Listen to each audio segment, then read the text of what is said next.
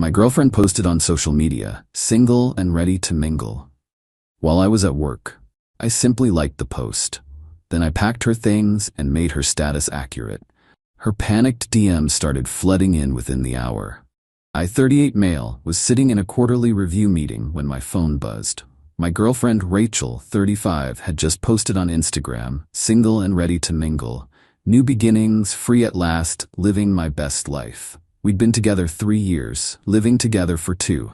Just last week she was talking about vacation plans for next summer. I excused myself from the meeting, went to the bathroom, and liked her post. Then commented, "Congratulations on your new status." My buddy Derek immediately texted me, "Bro, you seeing this?" Me, "Yup." Handling it. See, Rachel had this thing where she'd threaten being single whenever she wanted attention or wanted me to chase her. Usually after I didn't immediately respond to her texts or didn't notice her new haircut fast enough. But posting it publicly? While I'm at work?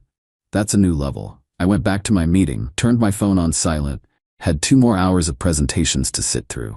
By lunch, her post had 67 likes and tons of comments. Her friends were all, "Yes, queen," and "About time," and "He didn't deserve you anyway."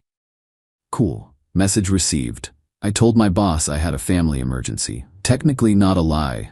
I was about to make myself single, and I consider that an emergency worth handling immediately. Drove home. Rachel's car wasn't there. She was at her yoga class. Perfect. I grabbed boxes from the garage and got to work. Carefully packed all her stuff. Her clothes folded neatly, I'm not an animal. Her skincare collection that took up 80% of our bathroom. Her crafting supplies from the spare room she'd turned into her space. Her collection of succulents she named but never watered. The expensive espresso machine she insisted we needed but never used. Her vision board that ironically had "loyalty" written in glitter. Everything went into boxes, labeled them clearly, even included bubble wrap for the breakable stuff. Then I changed the locks. Cost me $150 for the emergency locksmith, but the guy was cool about it. "Rough day?" he asked. I showed him her post. He gave me a discount. Put all her boxes neatly in the garage. Sent her a text. "Saw your relationship status update? Glad you're embracing your truth. Your belongings are packed and in the garage. Code is 1234. Please collect by end of day. Wish you all the best in your single journey." Then I grabbed a beer and waited. The panicked texts started at 2:13 p.m. "Baby, it was a joke. I was just mad you didn't text me good morning. You know I didn't mean it.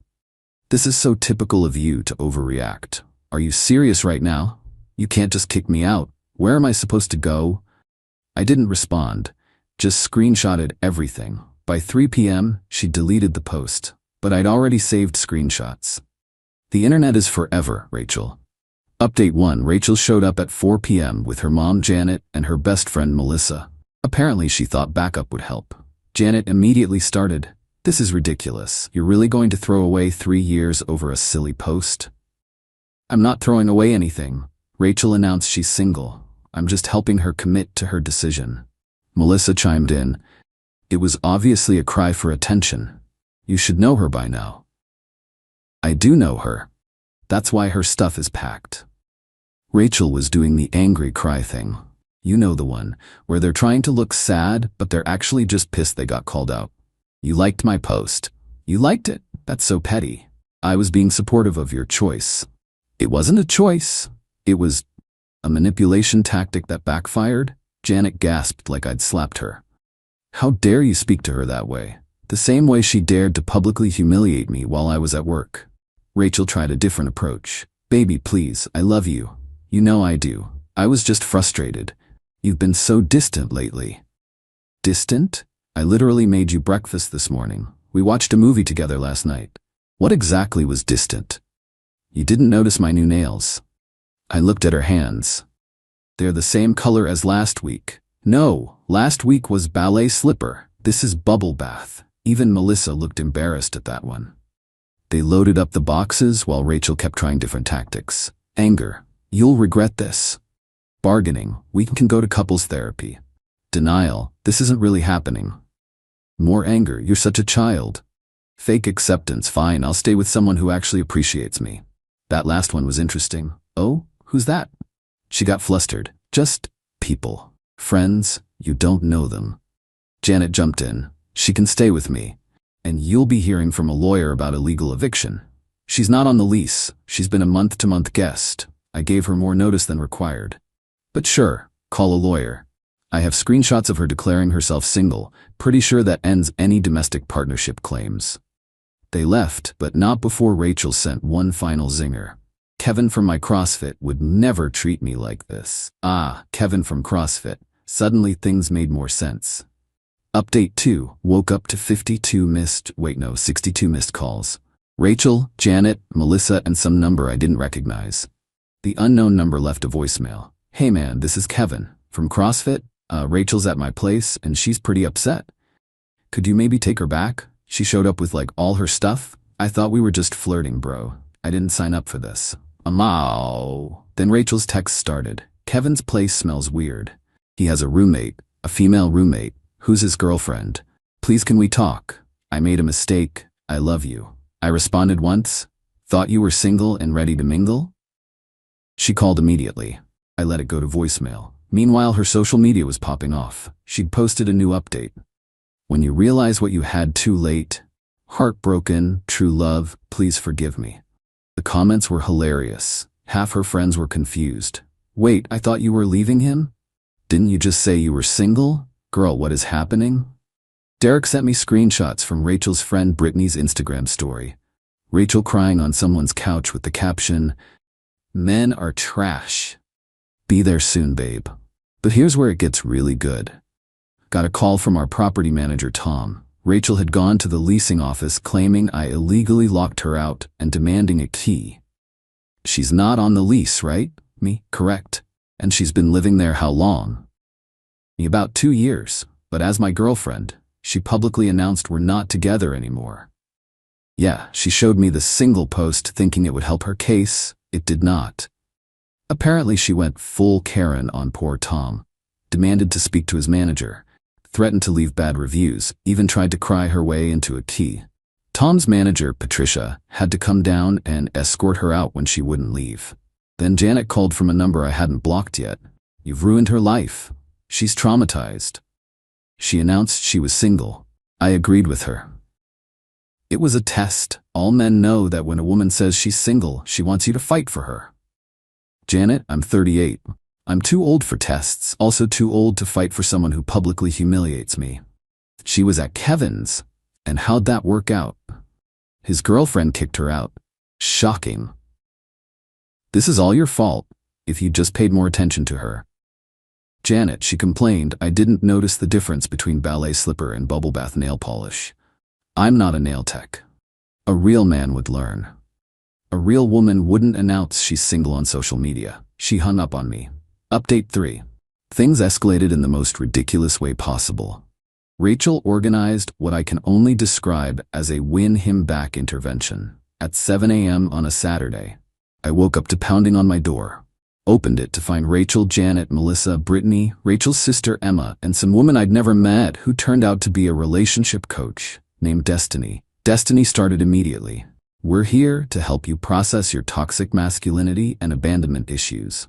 Me, I need coffee for this. They pushed their way in. Rachel had clearly coached them because they all started at once. Emma, Rachel's been crying for 3 days. She made one mistake. Melissa, you're throwing away something beautiful. A real man would forgive her. Destiny, your aura is very dark right now. I held up my hand. Stop. Rachel, why are you here? To fight for us? There is no us. You said you were single. It was a joke. Explain the joke to me. What's funny about publicly humiliating your partner? Destiny jumped in. She was expressing her need for attention in the only way she knew how. She could have, I don't know, talked to me. Men don't listen. Janet screeched. I'm listening now. Rachel, what did you want? Rachel got quiet. Then, I wanted you to comment on my posts more, like Kevin does. Kevin, who has a girlfriend, who you didn't know about. That's not the point. What is the point? She started ugly crying. The point is, you should have known I didn't mean it. Emma stepped forward. You've been together 3 years. You should know her by now. I do know her. I know she threatens to leave whenever she doesn't get her way. I know she plays games instead of communicating. I know she went running to Kevin the second I called her bluff. Rachel screamed, I didn't sleep with him. Congratulations? You want a cookie for not cheating? Destiny tried again. Your energy is blocking reconciliation. I sense past trauma. The only trauma I have is from this conversation. That's when Rachel pulled out her phone. Fine. If you won't take me back, I'll just post about what kind of person you really are. She started typing dramatically. My ex kicked me out with nowhere to go, just because of a silly joke. Shows his true colors, abusive behavior, narcissist, red flags everywhere. I pulled out my phone too. Cool. Should I post the screenshots of you calling Kevin from CrossFit Daddy in the comments of his workout videos? Or the ones where you told Brittany I was, quote, boring but stable and you were keeping your options open? Everyone went silent. Rachel went pale. You went through my phone? No. Kevin's girlfriend sent them to me. Apparently you're not subtle. She's been watching you throw yourself at her boyfriend for months. Melissa whispered. Rachel, you said he was just a friend. Rachel deleted whatever she was typing. Janet tried one more time. Everyone makes mistakes, and everyone faces consequences. Now please leave, all of you. Destiny stood up dramatically. This man's chakras are completely blocked. Rachel, you're better off without him.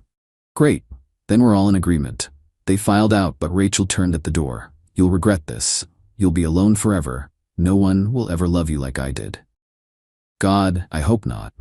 Final update. So the aftermath has been enlightening. First, Kevin's girlfriend, Andrea, reached out. She wanted to thank me for taking out the trash, as she put it. Apparently, Rachel had been aggressively pursuing Kevin for months, commenting on all his posts, showing up to every class he taught, accidentally running into him at the smoothie place next door. Andrea sent me a greatest hits compilation. Rachel asking Kevin to check her form on exercises she'd been doing for years. Rachel claiming she needed a ride home because her car broke down. It didn't. Rachel trying to organize a CrossFit social event at her place when I was supposedly out of town. The kicker? Kevin's been with Andrea for 5 years. Rachel knew this. She attended their engagement party 6 months ago, with me. But here's where it gets truly insane. Rachel started dating someone new. 4 days after our breakup. 4 days. This man, Theodore, who goes by Teddy, is 52, divorced, and owns a chain of mattress stores. Rachel met him on a dating app that she'd apparently had for months. Just to make friends, she'd told Melissa, who immediately spilled this tea to everyone. Teddy posted a picture of them on his Facebook with the caption, "Found my queen." Derek sent it to me with, "Bro." But wait, there's more. Janet called me from Teddy's phone because I'd blocked all their numbers. You need to tell Teddy that Rachel's a good girl. Why would I do that? He's asking questions about why she's suddenly single. Maybe she should try honesty. He might not understand. Not my problem. You owe her that much. I owe her exactly nothing. She's going to lose him. And Teddy lasted exactly 11 days. Dumped her via text. She posted the screenshot on Instagram before deleting it, saying, "You're not ready for a relationship. Also, you keep calling me by your ex's name. Also, my daughter found your single and ready to mingle post. She's concerned." Rachel's response? She showed up at my apartment at 11 p.m., drunk with a boombox. In 2024. She played our song. It wasn't even our song, it was some Taylor Swift breakup anthem while scream singing in the parking lot. My neighbor, Mrs. Rodriguez, called the cops. Rachel tried to explain she was doing a grand romantic gesture. The cop, who looked about 22 and deeply tired, said, "Ma'am, this is harassment." Rachel, "It's not harassment. It's love. He asked you to leave him alone?" "Yes, but then it's harassment." They gave her a warning and made her leave. Mrs. Rodriguez brought me cookies the next day and said, "That girl was crazy, Mijo. You dodged a bullet." The last I heard from the Gossip Network, Rachel's living with Janet. She's banned from the CrossFit gym. Andrea's friends with the owner. She started a podcast about surviving narcissistic abuse that has 3 episodes and 7 downloads, all from her family. Melissa and Brittany have slowly stopped hanging out with her. She's already on dating app number 3 with the bio, looking for a real man who can handle a strong woman.